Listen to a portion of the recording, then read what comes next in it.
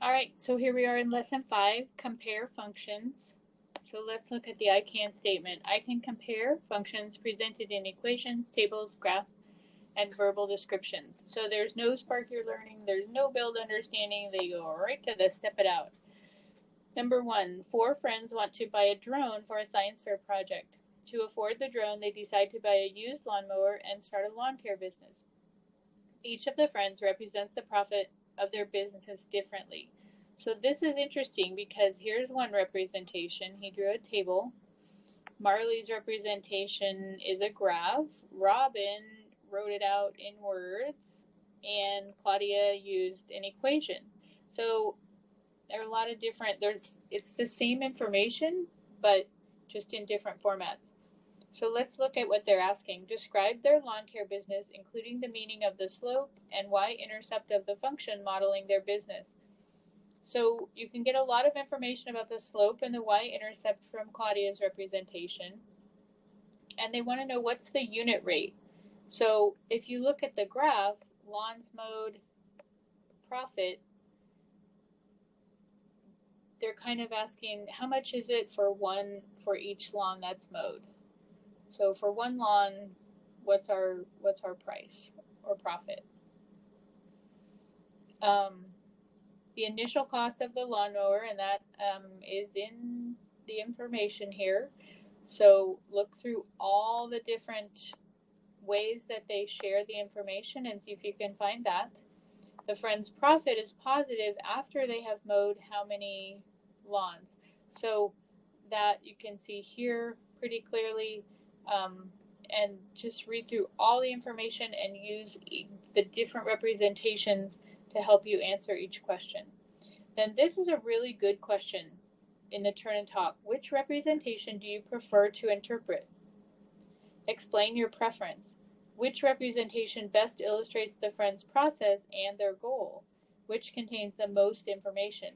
So those are all really good things to think about because you will sometimes be able to use a graph better for certain information. Sometimes a table is more helpful. So think about all those things.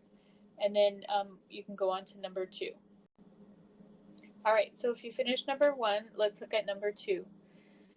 Choosing how to represent a linear function depends upon the situation and what you need to know. When linear functions are represented differently, finding the slope and y-intercept for each can help compare information. So here the 4 friends researched companies to host a website with the results of their science fair project. They need to decide which company to use. Some of the companies charge a one-time fee for a domain name. So Peter found this table for company A's cost. Robin found an ad for company B. Marley found this graph for company C's cost. And Claudia found this equation for company D's cost. So again, same information, well, not the same information because they're all different companies, but information about the cost of a service is presented in different ways. So they want to know what are the slope and y-intercept for each representation. So you may have to do some figuring in some of the different ones. In this one, you can find the slope and y-intercept. You can find it here too. You just have to figure some things out. So do each one of those, and then B, what does the slope represent for each company? And C, what does the y-intercept represent for each company? So pause the video again, work on number 2, and then we can go on to the next page. So now this is a continuation, D and E are continuation from the previous page. D tells us that Peter says that company C will always be the least expensive option because the domain name is free.